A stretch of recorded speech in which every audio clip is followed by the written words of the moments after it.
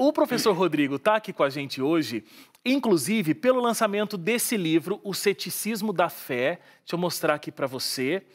Um livro realmente incrível. E eu quero conversar algumas coisas sobre o livro. E eu nem vou me preocupar, porque não importa o quanto a gente converse sobre o livro, não vai esgotar o assunto. Você, por favor, adquira o livro e leia, porque vai fazer total diferença. Porque, inclusive, você mexe num tabu, professor, muito complexo. Porque quem tem fé acredita piamente naquilo e não acredita que essa fé deva ser questionada.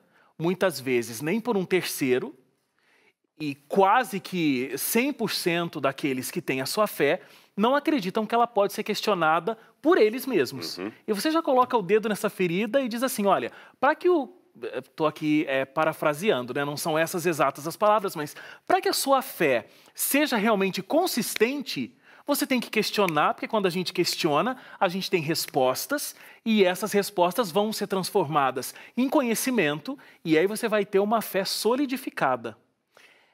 Aí você mexe com todo mundo, né? Porque você está falando de fé, então no mundo acadêmico isso é muito complicado. Falando de questionar a fé no mundo cristão é extremamente complicado. Você mexeu aí num vespeiro, né? Num vespeiro e conscientemente. Consciente, inclusive, das reações que podem advir a partir disso. É lógico que esse livro, Wagner, em primeira instância, ele não foi escrito pensando no cristão, no religioso piedoso. Embora, é claro, não é um livro que não sejam bem-vindos os de fé para lê-lo. Claro. Mas, em primeiro lugar, eu escrevi para pessoas que ou não têm fé ou nutrem sérias dúvidas em relação àquilo que acreditam. Aquele que está com sua fé bem resolvida também é bem-vindo a ler, mas não é uma linguagem de púlpito, não é uma linguagem de culto. Não é uma linguagem nada igrejeira. Nada igrejeira. Também não é uma linguagem acadêmica, muito hard e tudo, embora... Não é uma tese de doutorado. Exatamente. Embora alguns assuntos, por mais que você esmiúce, não é tão fácil transformá-los em linguagem comum. Mas eu tentei ao máximo, mesmo sem ser jornalista, fazendo uma linguagem jornalística. Partindo de dois pressupostos. Primeiro, para aquele que não tem a Bíblia como referencial, eu me baseio em Descartes. Descartes diz que o homem deve duvidar de tudo para acreditar em alguma coisa. E a partir do método cartesiano, que, por incrível que pareça, apesar de Descartes ser uma pessoa comprometida com a fé em Deus, Descartes é muito aplaudido pelos ateus, pelos céticos, e falam muito do método cartesiano da dúvida absoluta. Descartes destrói tudo para demolir. Ele vai demolir todo um edifício para reconstruir uma nova construção de certezas. Eu parti do pressuposto de Descartes para começar a construir o meu livro. Daí a questão do ceticismo da fé. Para aqueles que têm a Bíblia como base, deixe-me dizer, e esse também é um dos capítulos que vai aparecer lá no final do livro, a Bíblia também faz uma conjugação entre fé e dúvida dentro do mesmo patamar, para dar um ou dois exemplos. Abraão é conhecido por todos os cristãos como sendo o pai da fé, não é isso? O grande pai da fé, Abraão. Mas se você olhar a Bíblia, no livro do Gênesis, a história de Abraão, a primeira vez que Abraão abre a boca na Bíblia é para expressar uma dúvida. Não é para expressar uma certeza. Isso me chama a atenção. O outro exemplo clássico que eu posso dar é do próprio Senhor Jesus, que termina o ministério dele. Então, tem Abraão, o pai da fé, iniciando a trajetória dele com uma dúvida, e Jesus, que não precisa nem de encontrar parâmetros de comparação, termina o ministério dele numa cruz, também expressando uma dúvida. Por que me desamparaste? Então, se a dúvida não pudesse ser conjugada com a fé, nem Abraão questionaria, muito menos o Senhor Jesus Cristo. E você toca num assunto de que alguns personagens bíblicos, dentro do universo cristão, eles são tidos como irretocáveis, né? Pessoas que estão ali num outro grau né, da existência. E por isso a gente não pode questionar e tal. E você faz um contraponto muito consciente de que a Bíblia mesma, ela tem um tratamento desse personagem muito real, muito focado na realidade. Se eu não me engano, o exemplo que você traz é o exemplo de Davi. Claro. Conhecido como homem segundo o coração de Deus, mas que tem toda uma vida de pecado. De pecado e de angústias emocionais. Aliás, já que você mencionou Davi, um dos conjuntos de livros mais importantes da Bíblia, eu digo livros, porque Bíblia significa coleção de pequenos livros. Composta de vários. De vários, é o conjunto dos Salmos. A diferença dos Salmos para o restante da Bíblia é que nos outros livros, Deus sempre fala ao ser humano. Nos Salmos, é o ser humano que se dirige a Deus. Você não tem no livro dos Salmos a expressão assim diz o Senhor. Ali você vê o lado humano do profeta, do escritor bíblico. E o livro dos Salmos está permeado de dúvidas e questionamentos. Senhor, até quando fugirás do meu clamor? Eu clamo de noite e o Senhor não me ouve. Eu clamo de dia, o Senhor finge que não está ouvindo. São questionamentos. Então, o próprio Deus nos aconselha. Fazei prova de mim, diz o Senhor. Provai e vede que o Senhor é bom. Essa expressão no hebraico, provai que o Senhor é bom, é ta'am no hebraico, é provar no sentido assim, examine criticamente, vinde, arrazoemos, diz o Senhor. O que é arrazoar? Fazer o que estamos fazendo aqui. Vamos conversar. Olha, eu acho que tem que colocar a caneca lá, eu acho que é aqui, você vai apresentar seus argumentos. Deus senta para debater conosco, isso é interessante, para nos convencer, é o culto racional da fé. Então, existe para mim uma diferença entre a pessoa que realmente crê em Deus e aquele que é apenas um soberbo da crença. Existe uma diferença entre crer em Deus e quem crê em Deus luta com Deus e aquele que é o soberbo da fé, finge que nenhum problema está acontecendo. E talvez essa coisa da gente não questionar a fé seja porque a gente não quer que quem também tem uma fé como a nossa vá procurar respostas em outros lugares e descubra, de repente, uma outra verdade, né? Uma outra questão. Tem até um parágrafo aqui, você diz o seguinte: isso não significa que eu preciso experimentar todas as coisas para ter uma opinião legítima sobre cada uma delas. Cuidado com os exageros. Então, ter a mente aberta é uma virtude, mas não a ponto do cérebro cair para fora. Então, você vai construindo um processo racional de questionamento e toda uma atribuição teórica para a resposta a essas perguntas. Exatamente. Eu não preciso ir lá experimentar o outro lado, mas eu posso entender o que esse outro lado pensa, o que esses outros lados pensam e onde é que essa outra fé ou esses outros conhecimentos estão fundamentados. Exatamente. Eu não preciso usar drogas para saber que drogas fazem mal à saúde. Por exemplo. Mas também não posso ficar no meu mundinho julgando os drogados com o meu código de valores. Eu nunca vou conseguir compreendê-los e até adverti-los do mal. E no que diz respeito à vida cristã de um modo geral, à vida religiosa, se me permite, eu vou até ampliar um pouquinho mais, eu até colocaria que esta é a diferença da fé bíblica para a fé islâmica, por exemplo. Eu sei que esse não é o tema do programa, mas eu quero tomá-lo apenas à guisa de ilustração. O que significa Islã? Islã é submissão a Alá, que é o Deus deles. E Israel, o que é Israel? Israel é o homem que luta com Deus e prevalece. Se você olhar assim em termos estéticos, é mais bonito falar que você pertence à fé da submissão a Deus do que dizer eu pertenço à fé do que luta com Deus. É melhor submissão do que luta com Deus. Luta parece uma arrogância com Deus. Mas é o quadro de Jacó que nos ilustra e não o quadro de Maomé. Mas qual a diferença? É porque Deus sabe que o ser humano é um ser inquieto, é um ser que questiona, é um ser que tem livre-arbítrio, pensante. Então Deus luta conosco porque Ele não nos quer marionete. E para lutar conosco, Deus até diminui de certa forma a grandeza dele para que Ele possa nos convencer não com o seu poder, mas com o seu amor. Por exemplo, nós dizemos teologicamente que estamos no grande conflito entre o bem e o mal. Eu pergunto, se estamos no grande conflito, se Deus estivesse lutando com o diabo, usando a potencialidade de Deus, não haveria luta. Porque quem pode lutar... Quem pode com Deus? O próprio fato de Miguel combater com seus anjos contra o dragão significa que ele não está combatendo com o poder de Deus, que nem haveria luta. Claro. Ele está combatendo com o caráter de Deus. E o caráter de Deus é um caráter que senta, que fala, olha, vamos conversar, o que você quer que eu faça? Eu coloquei você para pensar. E posso afirmar que eu sou uma pessoa de mente inquieta, eu coloco isso no livro, e são as minhas inquietudes e as minhas dúvidas que me carregam cada vez mais para uma certeza de fé muito grande. Portanto, o objetivo desse livro não é uma soberba acadêmica ou intelectual, também não é uma tentativa de ofender a inteligência de ninguém, é apenas testemunhar para pessoas cristãs, não cristãs, religiosas, não religiosas, crentes ou ateias ou agnósticas, como que eu, talvez tendo dúvidas muito semelhantes à de Karnal, a de Pondé e outros grandes que estão aí falando de ateísmo, mesmo tendo dúvidas semelhantes às deles, diferente deles, eu encontro cada vez mais uma plataforma segura para acreditar no meu Deus e afirmo, não é um devaneio mental. Eu acho que a forma como você se posiciona é muito interessante e eu lembro que a gente comentou isso de raspão da outra vez que você veio aqui. A gente está vivendo um período de redes sociais onde a ideia do outro é muito combatida por mim que penso diferente. Eu não consigo ter diálogo.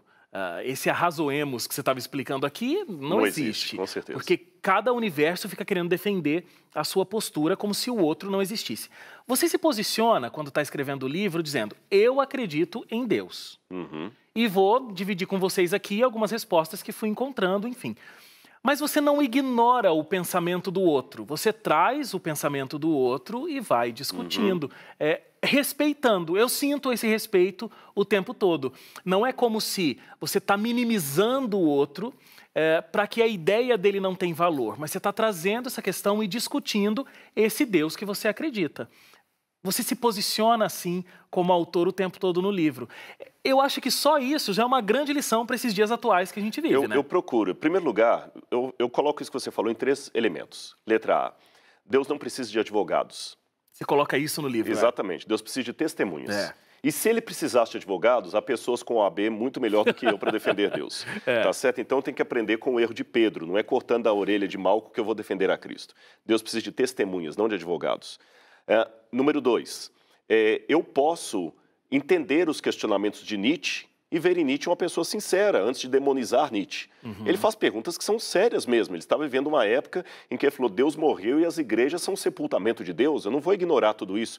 Eu não vou cair aqui na falácia do espantalho, que é quando você desdenha o outro para fazer fácil rebater o que ele está dizendo. Não, só que eu mostro que mesmo tendo os raciocínios de Nietzsche, eu consegui chegar a uma conclusão diferente de Nietzsche, de Kafka, de Schopenhauer, de outros mais que eu vou citando aí, de Diderot.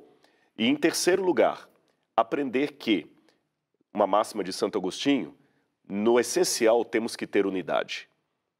Ou seja, no que diz respeito a amar o semelhante e não odiar, não pode ter minha opinião a sua. Desculpe, se você quer defender o ódio, eu não tenho como respeitar a sua opinião. Na essência, temos que ter unidade.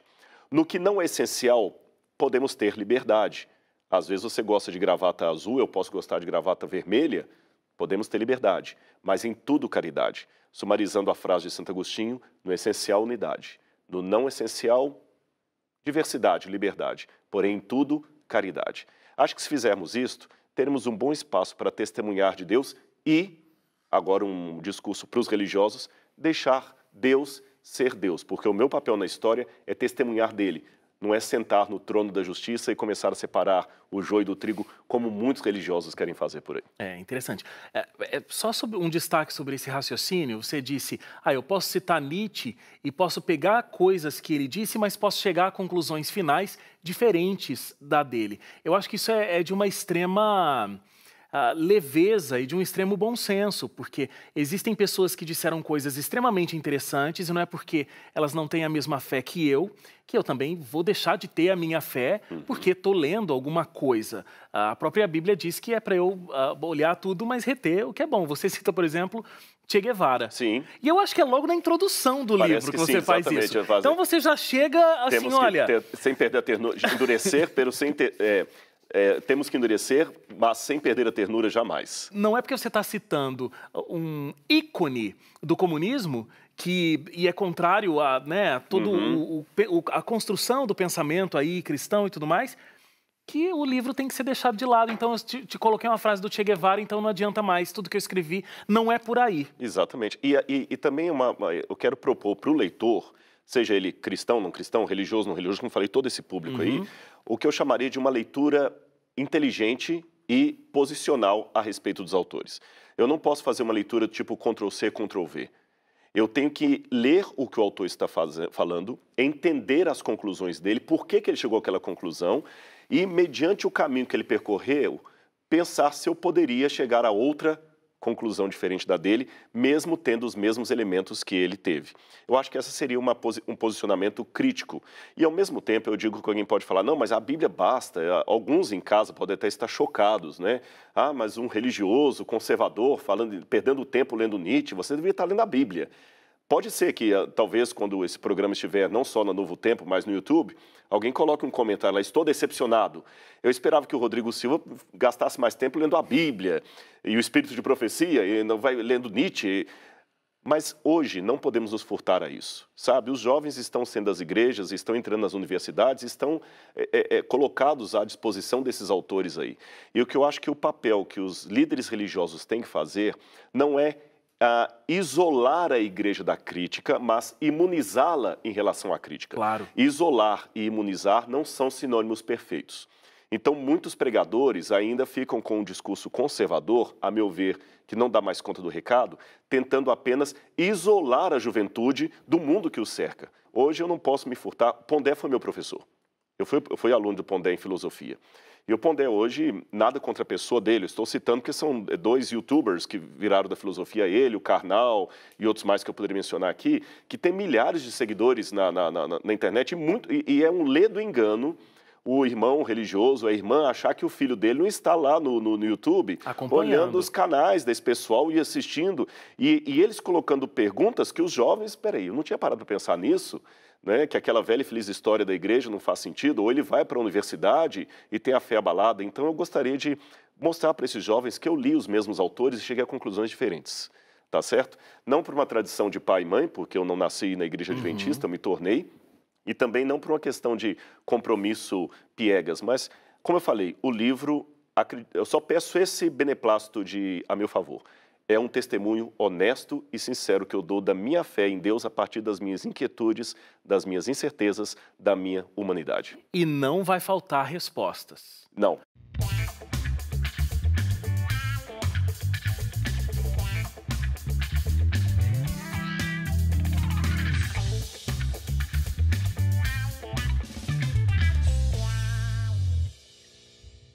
Bom, vou retomar o que eu deixei lá no bloco anterior, professor, que essas questões aí complexas, porque então a pessoa diz, tá, Deus é amor, mas Deus pediu que milhares fossem mortos na conquista, por exemplo, da Terra Prometida. Mas se Deus é amor, ele mandou matar milhões, então como é que é isso? Então se Deus é amor, mas ele é um assassino, então Deus não existe. Você até faz uma equação muito lógica explicando isso no seu livro. Fala um pouco para a gente sobre esse Deus que a gente, às vezes, é difícil de conseguir explicá-lo. Claro. Na verdade, eu diria, é até impossível. Para falar assim de uma maneira abarcante, e nesses pontos que você cita aí, como o próprio genocídio do Antigo Testamento, ou Deus onde estava em Auschwitz, o primeiro problema é que nós temos uma dimensão de Deus muito material. Por que é material? Mesmo lendo na Bíblia que Deus é Espírito, ainda o conjugamos de maneira muito material. Por quê? Pela natureza do nosso conhecimento. Nós conhecemos tudo nas 3 dimensões, que quem já estudou física lembra, né? Que é a profundidade, largura e altura. Fala-se de uma 4ª dimensão, que seria o tempo, mas o tempo a gente não consegue medir. Aí os físicos falam que tem mais 11 dimensões, etc, etc, mas de qualquer maneira, ainda que existam 10, 20, 11 dimensões, não importa, nós só conseguimos abarcar 3 dimensões, profundidade, largura e altura. A partir disto, nós vemos Deus nisso aí. Então a gente imagina um Deus dimensionável, um Deus que você pode medir. Mas quando você vai à Bíblia, Deus não se pode medir. Não existe um espaço que caiba Deus. Porque Deus criou o espaço. Então como é que pode ser um ser que não está abarcado pelo espaço? Porque tudo que eu imagino precisa de um espaço para caber aquilo ali. De fato, é muito complicado isso entrar dentro de uma mente humana. De uma mente humana, claro. O Deus que a Bíblia coloca, ele é acima do universo. Por exemplo, o Deus da Bíblia, ele não raciocina. Porque raciocinar é chegar a uma conclusão que você não tinha antes. Isso. Ele sabe o fim desde o princípio. Então Deus não raciocina, não existe sinapse, Deus não pode ser melhorado, Deus não pode progredir. Até as coisas que nós comparamos de Deus com cada um de nós, eu amo, Deus ama, mas Deus não ama como eu amo, porque Deus é amor, eu não sou amor. Então esse Deus é indescritível. A Bíblia mesmo coloca, ele habita na luz inacessível, nenhum homem pode vê-lo, compreendê-lo. Mas, ao mesmo tempo, a Bíblia diz que nós precisamos de um Deus com o rosto. Eu preciso de um Deus que me ame, de um Deus que fique na força por minha causa, porque é apaixonado por mim. Um Deus que derrame uma lágrima se eu não for para o céu. Um Deus que, apesar de ser infinito, pode caber no coração humano, como diz o próprio Antigo Testamento. Os céus dos céus não podem conter o Senhor. E o próprio Antigo Testamento fala que ele habita com um contrito de coração. Mas isto que muita gente fala como sendo uma contradição, na verdade é um paradoxo. Deus não é contraditório, mas ele é paradoxal. E contradição e paradoxo não são sinônimos. Contradição é se eu chegar aqui no seu programa e falar assim, eu sou adventista do sétimo dia. E 2 minutos depois eu falo, pois é, como eu disse, eu sou católico. Isso é uma contradição. Não podem as duas coisas estarem verdadeiras. Claro. Mas um paradoxo não. Um paradoxo seria, por exemplo, uma luz quente, que ao mesmo tempo que endurece uma substância, amolece a outra. Isso é um paradoxo. A mesma luz produz resultados diferentes. A natureza está repleta de paradoxos. Repleta de paradoxos. Então, o paradoxo não é uma contradição. Então, na ideia do paradoxo, Deus pode ser infinito e, ao mesmo tempo, finito. E como é que ele faz isso? Através da revelação de Cristo Jesus. Porque, na natureza, Wagner, eu só posso predicar das coisas de 3 modos. Não existe um quarto. Eu posso falar por univocidade. O que é isso? É como se eu dissesse assim, a macieira é uma árvore frutífera. A pereira é uma árvore frutífera. O que vale para uma, vale para outra. Uma é frutífera, a outra também. Univocidade. Eu posso falar por equivocidade. Eu tenho em casa um cachorro de estimação. A menina entra no estúdio e fala, o cachorro do meu namorado me abandonou. É equivocidade. O que vale para um não vale para outro. Ou eu posso falar por analogia. De Deus eu não posso falar por univocidade, porque não existe nada na natureza que eu possa falar, isso aqui é igual a Deus. Por isso que o pessoal que não entende a Trindade faz uma confusão. Como é que pode ser 3 e 1 ao mesmo tempo? É porque o 3 da Trindade não é o 3 da matemática. Porque o 3 da matemática eu posso acrescentar 1 e vira 4, ou diminuir 1 e vira 2. O 3 de Deus não é o 3 de Pitágoras. Eu também não posso falar por equivocidade. Deus não é nada que eu conheço, senão eu vou cair no Deus do deísmo. Eu tenho que falar de Deus sempre por analogia. Então, assim, Deus é Pai. Então, pelo Pai, você tem uma ideia do que é Deus. Só que a Bíblia vai mais além. Então, o primeiro ponto é isso, eu só posso falar de Deus por analogia. Mas a Bíblia vai um passo além. Ela mostra que a minha salvação pede mais do que uma analogia de Deus. Eu quero um contato com Ele, uma relação com Ele. Aí entra a pessoa de Jesus Cristo, que é mais do que uma analogia de Deus. Ela é a revelação de Deus. Então, todos esses temas conflituosos, como o genocídio do Antigo Testamento, onde estava Deus em Auschwitz, ou mesmo as inquietudes da minha vida pessoal, eu só poderei entendê-las através do mistério de Deus chamado Jesus Cristo, Deus em forma humana. Isso aí já vai na parte final do livro, onde eu mostro a importância da encarnação de Cristo. Não tem como eu entender o caráter de Deus, senão através de Cristo Jesus. E é muito interessante porque esse tipo de explicação que a gente viu o Dr. Rodrigo fazendo agora, o livro é cheio delas. Então, é todo um questionamento e é toda uma argumentação muito lógica, cartesiana, de como o processo pode ser entendido e de como é entendido por você, principalmente, né? Exatamente. Porque você se coloca como alguém que acredita nisso e vai respondendo a todas essas questões. A gente tinha, no passado, um ambiente onde os cristãos eram vistos como pessoas com uma inteligência menor. Então, eu não vamos seguir essa pesquisa porque o cara é cristão, né? Então, se ele acredita em Deus, vou atrás dessa pesquisa, o material que ele produz tem credibilidade? Isso mudou? Na verdade, eu diria o seguinte, nunca mudou. O que ainda persiste é uma paródia, em parte culpa dos próprios cristãos ou crentes mais conservadores, de parecer que o crente não presta atenção na razão dele. Em primeiro lugar, porque aqueles que são crentes e estão na academia tentam esconder a sua religiosidade como um leproso esconderia sua lepra no tempo de Cristo para não ser rejeitado. Eu conheço muitos professores universitários em universidades públicas que são católicos, são evangélicos, mas dentro da universidade ele não abre a boca com medo da rejeição dos colegas, dos pares. Existem aqueles também que realmente mostram um desdém da religião pelo racionalismo e nós ainda vivemos sob a sombra de uma Idade Média que, a despeito da tentativa de alguns historiadores de redimir a Idade Média como não sendo a Idade das Trevas, apesar dessa tentativa, ainda persiste aquela ideia de que a Igreja matou a ciência, perseguiu os primeiros cientistas, como Galileu Galilei, que a razão e a fé não comiam na mesma mesa, etc, etc. Nós ainda vivemos à sombra disso. E hoje nós temos um ateísmo muito próprio, eu diria um ateísmo apologético, que ele não quer apenas o direito de não falar de Deus na universidade. Ele quer converter os alunos para o ateísmo. Aliás, aqui é um recado que eu mando até com um tom assim um pouco mal criado, porque eu conheço muitos professores que falam, não, religião aqui dentro da universidade não pode, esse assunto religião não pode.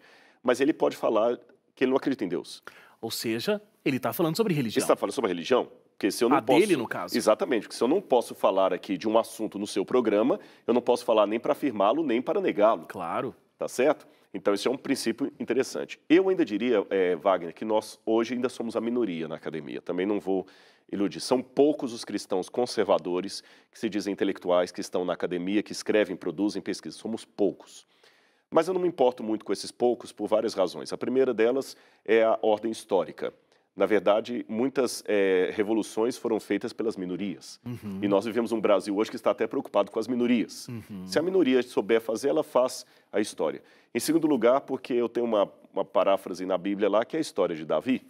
Davi era o pequenininho e conseguiu batalhar contra Golias. E em terceiro lugar, pelo que eu falei no bloco anterior, eu não estou aqui para bater em ninguém em nome de Deus, mas apenas para testemunhar e deixar as consequências com ele. Se o Deus que eu acredito é verdadeiro, o Espírito Santo vai tocar nas pessoas, não preciso me preocupar com isso. O meu papel é apenas testemunhar. Testemunhar. E é muito interessante, porque você diz que a culpa, inclusive, dessa situação toda, da visão que a academia, os acadêmicos têm de quem são os cristãos, é culpa muitas vezes dos cristãos. Claro. Né? Então, quando a gente faz um trabalho diferencial, quando a gente consegue ter um diferencial e mostrar um bom trabalho acadêmico e uma relação com a fé interessante, pode-se gerar bons frutos. Você, por exemplo, agora foi indicado a um assento vitalício na Academia de Letras e Artes do Brasil.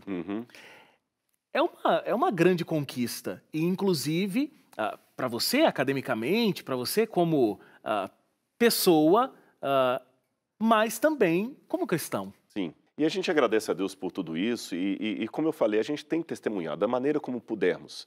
Sabe, nós temos que mostrar que nós não precisamos ter vergonha da nossa fé. Agora, ao mesmo tempo, ainda persiste, às vezes, eu repito o que eu falei no bloco anterior, ainda persiste, a partir de muitos púlpitos, uma tendência, não quero aqui ser juiz de valores sobre ninguém, mas talvez até porque para alguns líderes religiosos é mais fácil dominar uma massa inculta. Desculpem falar isso com tanta franqueza. E você fala disso no livro também. Exatamente. Então, realmente, eu não vou negar algumas acusações que os ateus fazem. Elas procedem. Existem alguns líderes religiosos que eles não querem que o rebanho pense mesmo. Ele quer, ou sei lá, ou vender o artefato sagrado dele para ganhar mais dinheiro em nome da fé, em nome de Cristo, e construir grandes templos e grandes casas, e ter carro importado e tudo mais, e falar que ele é um homem de Deus usando um terno Armani à custa do engano dos fiéis. Isso existe. Eu não vou insultar a inteligência de ninguém aqui, nem sistematizar o óbvio, isso existe. E, infelizmente, a partir disto, eu noto que acaba ampliando aquela ideia de que a fé realmente é uma coisa para quem não quer pensar. Eu vou falar até uma coisa interessante. Às vezes, e não foi uma vez só que isso aconteceu, eu já encontrei pessoas, já que eu sou da casa que também tem o programa Evidências, que vêm com um elogio que eu agradeço, mas que me incomoda. E eu já ouvi mais de uma vez. A pessoa fala assim, eu gosto muito do programa Evidências, nossa, como é bom aquele programa. Bom, para a gente que tem fé, aquele programa não teria necessidade, né? Mas para quem não acredita, ele é tão bom. Eu não fiz o programa Evidências só para quem não acredita. Eu acho que, sabe, mesmo quem acredita, nós lutamos com as nossas dúvidas. Às vezes nós somos assaltados por coisas normais da vida, mas parece que o crente não... O processo não é assim, né? Me converti. Todas as minhas dúvidas se sanaram e eu não tenho mais qualquer problema, só estou esperando o céu chegar. Exatamente. Não é assim que funciona. Não é assim, mas muitos passam essa imagem. De outra forma também, deixe-me dizer que eu vejo essa imagem lá fora, eu vejo essa arrogância também. Muitos, por exemplo, que trabalham com a teoria da evolução das espécies, parece que é um negócio montadinho, bonitinho, do qual não resta nenhuma dúvida.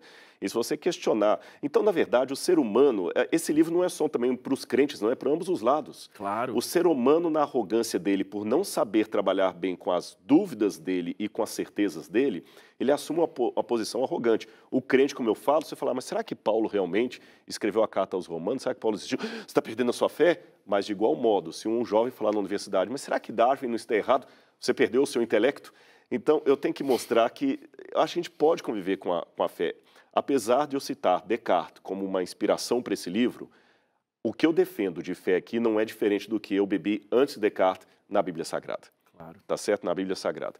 E eu espero com muita sinceridade no meu coração que esse livro possa atingir muitas pessoas. Eu não escrevi o livro com o propósito de ficar rico com ele, de ganhar dinheiro, não é nada disso, mas uma maneira de testemunhar. O programa Evidências que eu faço é com muito carinho, muito amor, as pregações, as palestras e esse e outros livros que eu tenho procurado escrever, é na tentativa de mostrar para as pessoas o que Deus fez na minha vida. Porque quando algo importante acontece com você, você tem que falar. Aliás, é tão importante falar as coisas que acontecem conosco que é por isso que você tem um programa chamado Identidade Geral. Eu tenho certeza que as pessoas que sentam aqui não sentam apenas para falar que compraram uma sandália numa loja de liquidação. Elas sentam aqui para contar histórias da vida, Claro. novelas da vida real.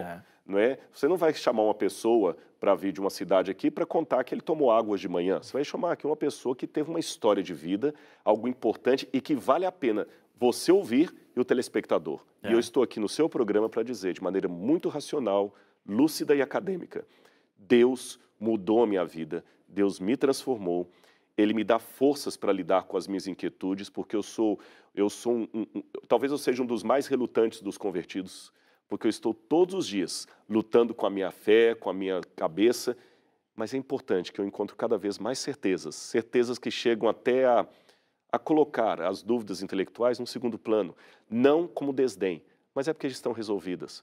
Chega um certo estágio da sua vida que você já não tem mais algumas perguntas.